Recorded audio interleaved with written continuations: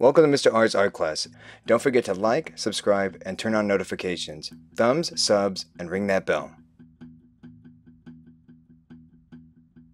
Okay, so for this project, we need to do a few extra steps to our chocolate pieces that we've made. We need to create these air vents here in order to have some of the air vacuumed out once we send it over to the vacuum former. So we need to create these air holes here so that the vacuum can actually go around our design. Otherwise, what it would do is it would create a mold that just goes right over this design and doesn't have all these different details here.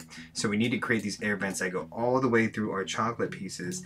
The chocolate piece also needs to be a certain shape that gets a little bit thinner towards the top, like this one here, in order for these to actually fall out of the chocolate mold. So let's go and get started. So the first thing you need to do is you need to duplicate your chocolate box. So you want to hover over your chocolate box inside of Tinkercad, and you're not going to edit the original one. What you're going to do is you're going to hover over this gear, and you're going to click on duplicate. Click on duplicate. And what you can do is you're going to pick one of these pieces that will probably work the best. Again, whenever we're creating these pieces, we need to think about if it was chocolate, would it break? Right? Some of these hands here on the Lego piece might not work because if it was chocolate, it would probably break. We also have to think about the angle of these pieces. We need to actually take the mold directly off of these chocolate pieces.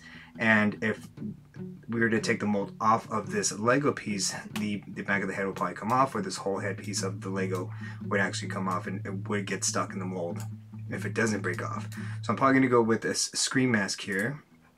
I'm going to, if all your chocolate pieces are grouped, you need to ungroup them. You can get rid of everything else. So I'm going to move that piece over to the side, and I'm going to delete everything else. Again, this is a copy. This is a duplicate. You should have duplicated your chocolate box. And what I'm going to do here is I'm going to edit grid. I'm going to go from millimeters, and we need to make sure that we're inside of inches here. And then you want to update grid. So make sure you're inside inches, number 1. And if you have a chocolate piece that you started out with a box, you want to ungroup it. And you want to get rid of that as well. And then you could start with your design on the side here. So the types of shapes that will work would be any shape that gets smaller towards the top. So you could have this pyramid, this cone, this paraboloid, maybe even this half sphere here. All right, and so again, any of these shapes here that get smaller towards the top would work. What I'm going to probably go with is this one here. I'm going to add some sides to this. You don't have to do that if you don't want to. The biggest that these pieces could be 3 inches. Again, we should be at 3 inches. 3 inches all the way around. And then the height of this will be 1 inch, but we're actually going to make this a little bit higher. And what I'm going to do is I'm going to grab a box and put that on top. And I'm going to go ahead and get rid of these other pieces here. I'm not going to use them. You could use them if you want. And what I want to do is I want to have this final piece of chocolate be about 3/4 of an inch. So I'm going to go ahead and make this box a little bit bigger. This needs to be a hole. If you're using a cube, you could turn it into a hole by clicking on hole. Otherwise, just grab the cube here that's already a hole. Make this a little bit bigger. And then I'm going to go ahead and press this down. And then this has to be a little bit taller to take off the top and a little bit wider there.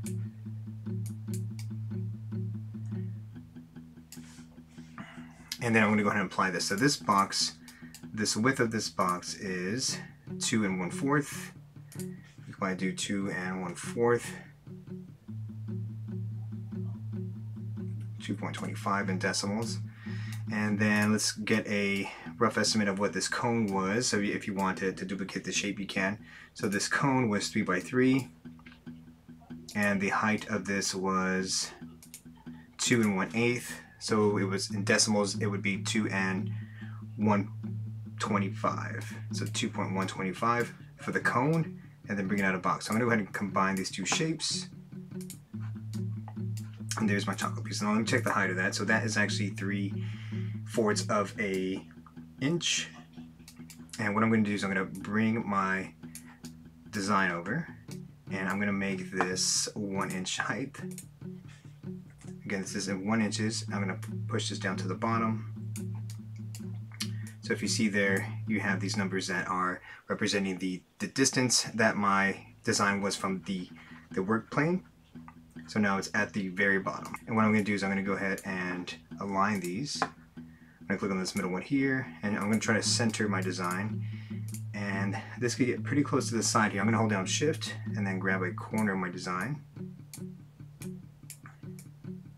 And I want to leave some space around my design because we need to create those air vents. Now let me check the height of this. It's 1.336. This should be maybe 1 inch. And let me show you why. So I'm going to turn this in a hole so you can actually see inside. So my design is going to go about 3/4 or the height of my chocolate piece. And it's going to extend about 1/4 inch more. Alright, so let me go ahead and turn this back into a solid shape. Let me go ahead and make sure that these are aligned again. So what you need to do now is go ahead and grab one of these cylinders over. I'm going to go ahead and grab a corner of the cylinder, hold down Shift and drag that corner towards the center. You can probably zoom in a little bit more. And you're trying to get this cylinder as small as possible. And it looks like the smallest that it would be 1 1/8 of an inch. And I'm going to go ahead and increase the height of this because it needs to go all the way through. So you need to make sure that these cylinders go all the way through your design. And what you want to do is, if I have a shape like this, I want to create air vents around my design so that air gets vacuumed through and next to my design.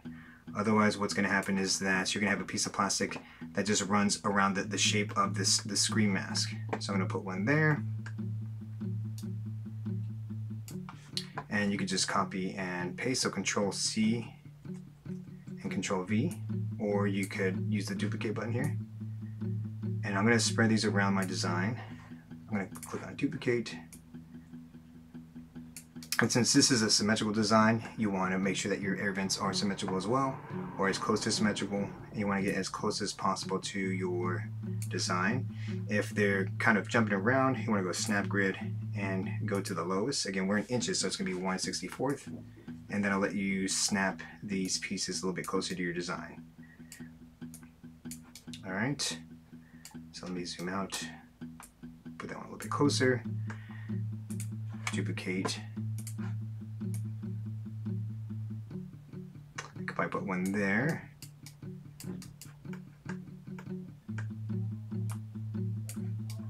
Duplicate, and I'm going to put one here, duplicate. Bring it around the side,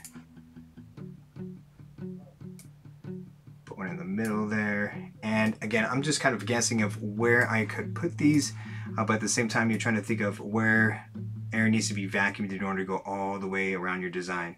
So there's no right or wrong way. You could put air vents all the way around your design, but try to put that the least amount as possible so that this actually gets printed out this way. So again, we're going to send this over to the 3D printer. And these holes need to go all the way through your design, so when it goes over to the vacuum former, the air goes and gets vacuumed through these holes. Alright, so now I'm going to just try to replicate what I already did on the left side. Do the same thing on the right side.